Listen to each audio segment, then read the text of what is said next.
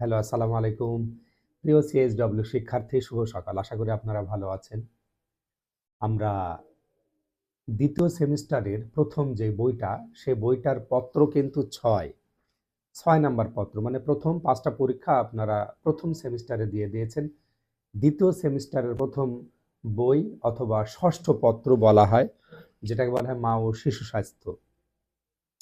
এরপর ৭ নাম্বার যে বইটা আছে, সেটা হলো communicable and non communicable disease এবং সীমিত আকারে প্রতিরোধ ও প্রতিকার ব্যবস্থা।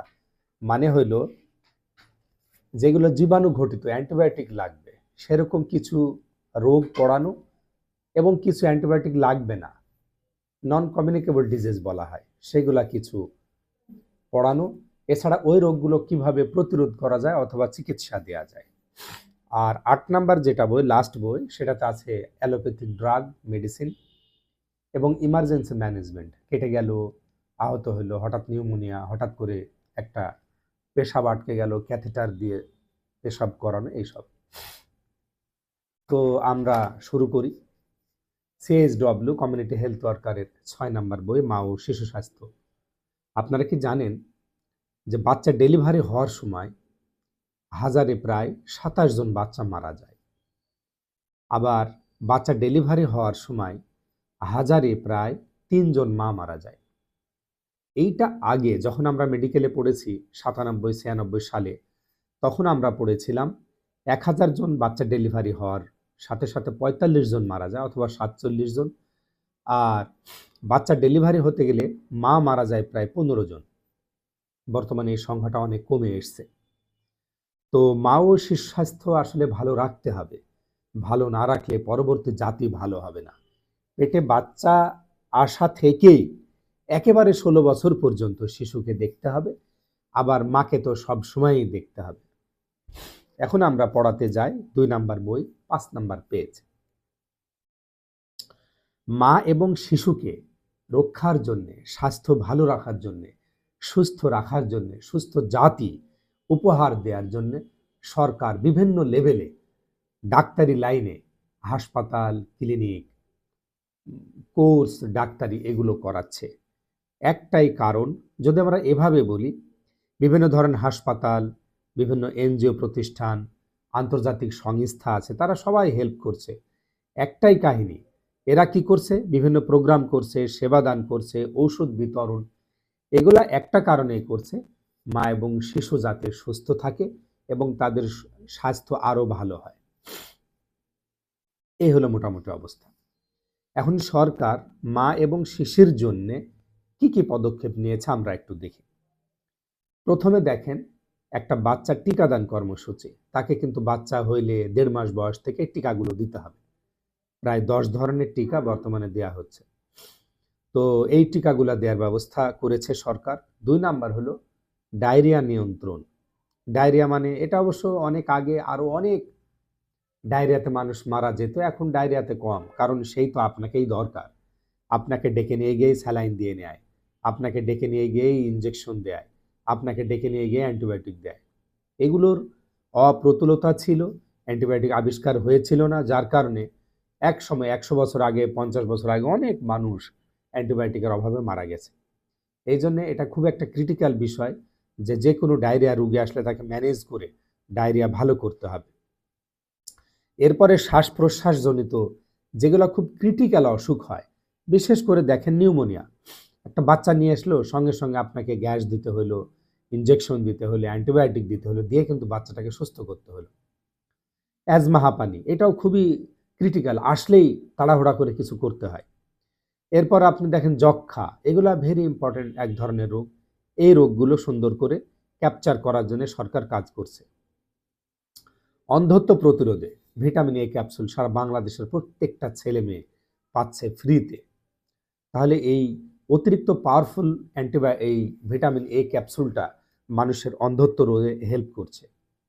এরপরে আছে এক্সক্লুসিভ ব্রেস্ট ফিডিং, মানে বাচ্চা হইলে সঙ্গে সঙ্গে প্রথম ৬ মাস শুধু বুকের দুধ, আর কিচ্ছু না, মধু না, পানি না, অন্য কিচ্ছু না, only breast feeding. Breast feeding, এই বুকের দুধের মধ্যে সব কিছু আছে, যার কারণে বাচ্চার সমস্ত পুষ্টি পায়।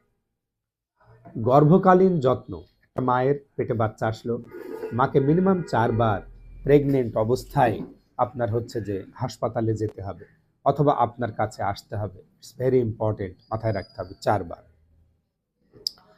এইবার গর্ভকালীন সময়ে বাচ্চা রক্ষার জন্য চেষ্টা করা, গর্ভকালীন সময়ে মায়ের স্বাস্থ্য ঠিক রাখার চেষ্টা করা।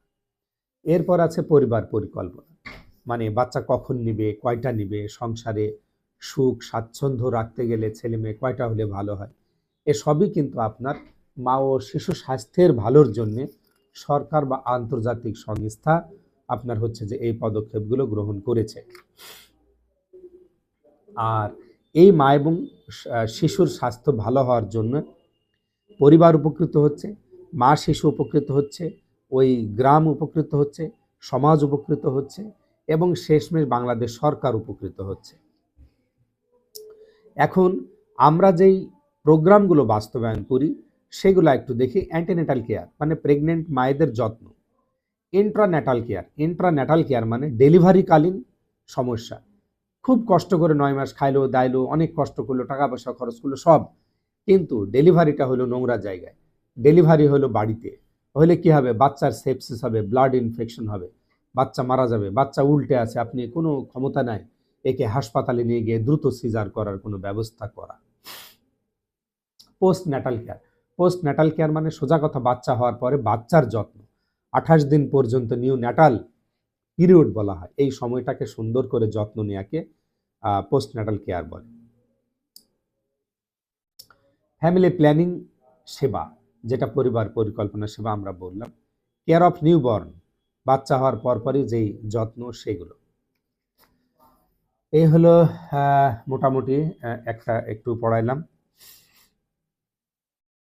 অনিরাপদ গর্ভপাত প্রতিরোধে কি করা দরকার? অনিরাপদ গর্ভপাত মানে ধরেন ভুলক্রমে পেটে বাচ্চা আসা, এইটা যদি আমরা রক্ষা করতে চাই, এটা যদি আমরা রক্ষা না করি কি হবে?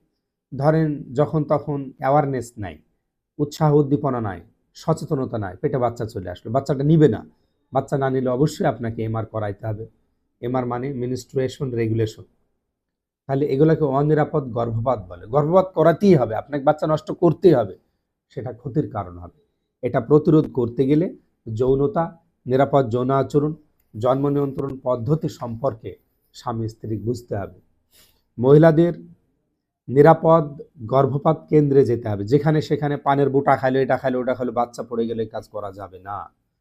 ওই সব সেবা কেন্দ্রে চিকিৎসা প্রদান করা হয়, ওখানেই যেতে হবে। গোপনীয়তা রক্ষা করে ওখানে গেলে ওনারা আপনাকে হেল্প করবে। এ হচ্ছে বিষয়। মা মৃত্যুর কি কি কারণ সেগুলো এখানে দেওয়া আছে, পেজ নাম্বার 6। মা মৃত্যুর কারণ হলো গর্ভকালীন সময়ে যত্ন বেশি না নেওয়া, বাচ্চা হওয়ার সময় বাধাযুক্ত মানে বাচ্চাটা ঠিকমতো ডেলিভারি হচ্ছে না। এরপর আছে বাচ্চা হওয়ার সময় একলামশিয়া হয়, খিচুড়ি, মায়ের খিচুনি হয়, তো মায়ের খিচুনি হলেও সেটা কিন্তু একটা সমস্যা। এরপরে আছে সেপটিক অ্যাবর্শন, মানে আপনার হচ্ছে জীবাণুজনিত কারণে ভেতরে এমন ইনফেকশন হয়ে গেছে বাচ্চা রাখতে পারেনি, মানে অ্যাবর্শন হয়ে গেছে, নষ্ট হয়ে গেছে। তারপরে গর্ভকালীন পেটে বাচ্চা আছে, ভালো মতো খাইলো না, যত্ন নিল না, অতিরিক্ত পরিশ্রম করলো, তারপরে পুষ্টিহীনতার ক্ষেত্রেও কোনো চিন্তা করলো না, সেটাও কিন্তু আপনার একটা সমস্যা। এই গেল। এরপরে যদি 15 বছর বয়স কিন্তু মা হয়ে গেল, ক্ষতিকর। ঘন ঘন যদি বাচ্চা নেয়, ঘন ঘন ডাক্তার বা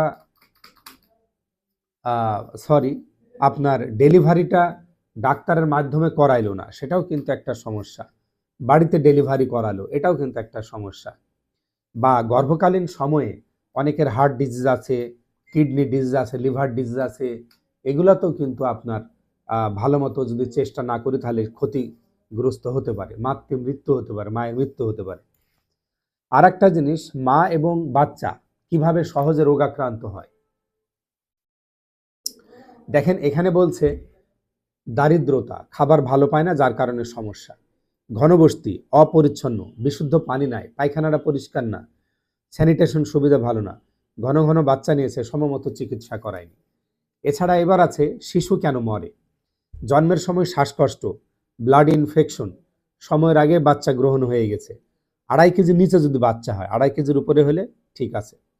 গর্ভকালীন সময়ে বাচ্চা ওজনে বাড়েনি, ভালো খায়নি বা বিভিন্ন কারণে, এরপরে দীর্ঘ সময় ধরে বাচ্চা প্রসব করছে না, প্রসব হচ্ছে না, বাচ্চা হয়ে যাচ্ছে না, সমস্যা, বাচ্চা হওয়ার সময় কোনো ইনজুরিতে পড়লো, এগুলো 1 থেকে 12 মাস, বাচ্চা হওয়ার পরে আবার 1 মাস থেকে 12 মাসের বাচ্চা কিভাবে মারা যায়, নিউমোনিয়াতে, ডায়রিয়াতে, ডিপথেরিয়া, হুপিং কাশি, অপুষ্টিজনিত কারণে, দুর্ঘটনাজনিত কারণে, অযত্ন, অবহেলায়।